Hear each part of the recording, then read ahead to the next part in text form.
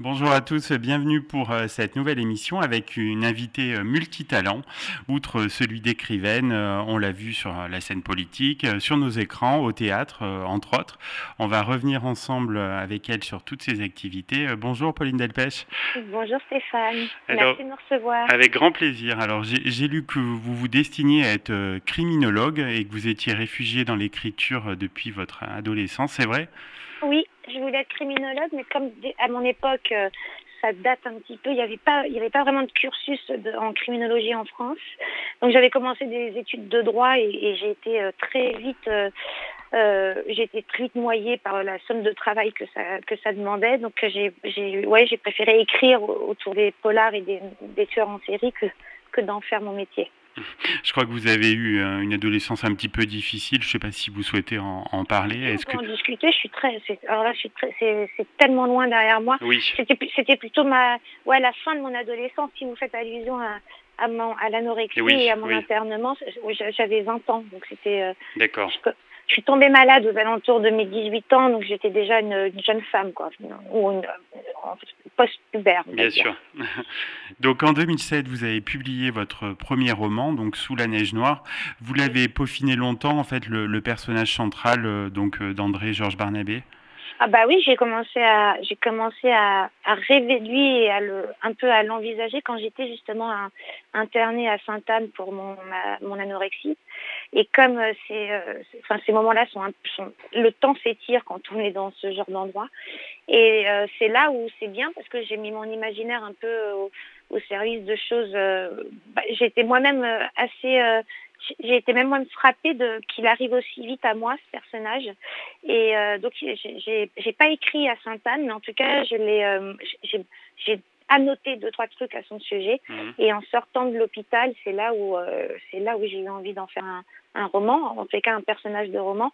Et ça a mis bien 5 ans. 5-6 ans même pour de sa naissance à la sortie du livre, ça a mis 5 ans.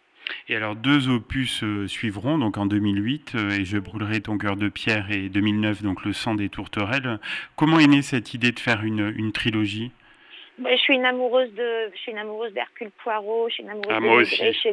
voilà, je suis une amoureuse de Sherlock Holmes, tout ça, et je pense que j'ai eu un petit peu trop d'ambition quant à ma patience. En fait, j'avais très envie de fidéliser le lecteur autour d'un personnage comme ça un peu qui tombe forcément dans les clichés du vieil inspecteur un Hmm. peu abîmé par la vie, mais mine de rien quand même assez brillant et épatant.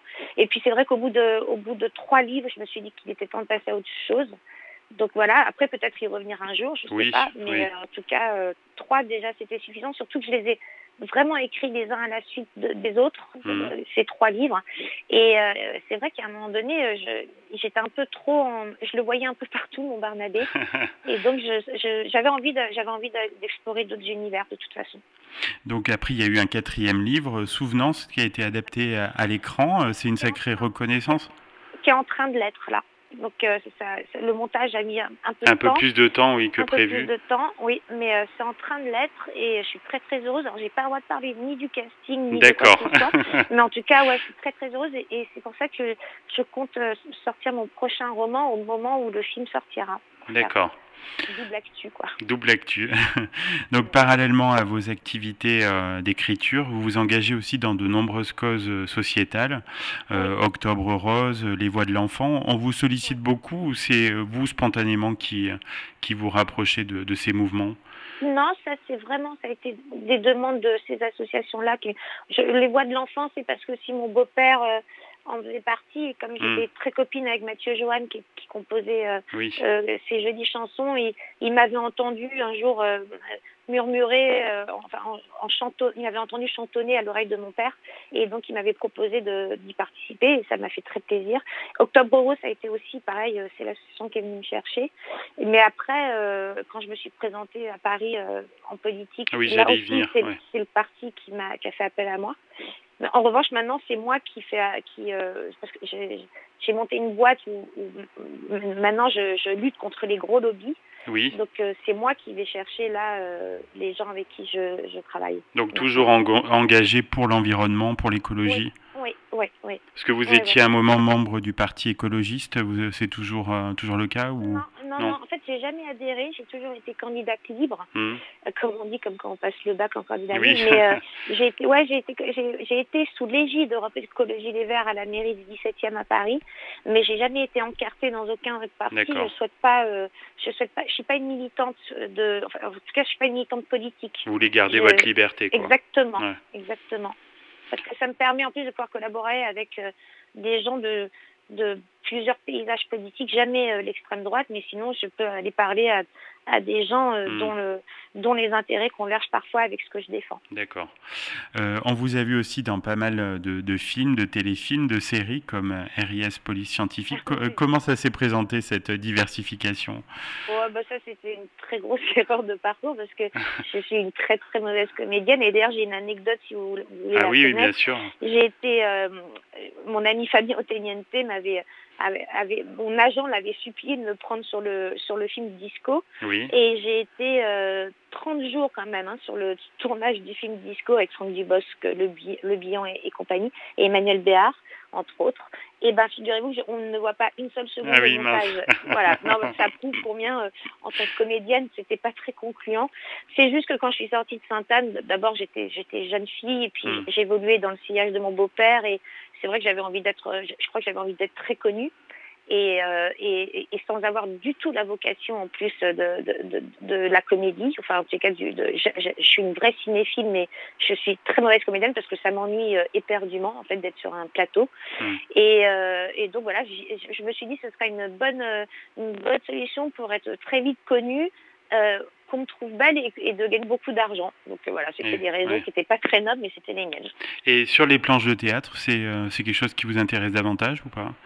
Ouais, j'ai adoré ça en revanche. Je suis partie faire le Festival d'Avignon avec une petite compagnie. On avait monté un projet autour de plusieurs pièces de Feydeau. Là, vraiment, on s'est donné du mal et j'ai vraiment eu un grand plaisir à être sur cette petite estrade. Et puis après, on avait aussi joué dans un théâtre parisien. Et ouais, ça c'est quelque chose que j'ai vraiment aimé. Et j'ai d'ailleurs eu une proposition d'un réalisateur là qui m'a proposé de faire des lectures. Et je réfléchis à, je sais pas si je vais accepter, mais en tout cas ça m'intéresse. Ça vous correspond en tout cas. Ah oui, beaucoup plus. Ouais, beaucoup plus. Dernière question, Pauline, quelles sont vos envies, vos projets là pour les prochaines semaines, la rentrée? Je trouve que cette année tient un peu de l'enfer. Oui. Je trouve que on vit une période qui est excessivement anxiogène et très angoissante. Et alors, j'ai pas véritablement de vœux personnels parce que j'ai plutôt une vie qui est devenue assez jolie. Je me bagarre mais donc je voudrais juste me réveiller plus en paix en fait chaque matin, ce qui est pas toujours très simple, et peut-être faire un bébé. Je vais avoir 39 ans là dans quelques jours, donc ça j'ai rencontré la bonne personne, donc pourquoi pas faire un bébé. Ça tient plutôt à ça là, les vœux qui sont personnels. C'est pas une réussite éclatante professionnelle. Mais c'est important. Ouais, c'est m'épanouir personnellement, voilà. Eh bien, on vous souhaite beaucoup de bonheur dans ces prochaines semaines, et c'était très agréable de vous avoir à ce micro. Vraiment partagé. Je vous embrasse tous et à bientôt. À bientôt, Pauline. Au revoir.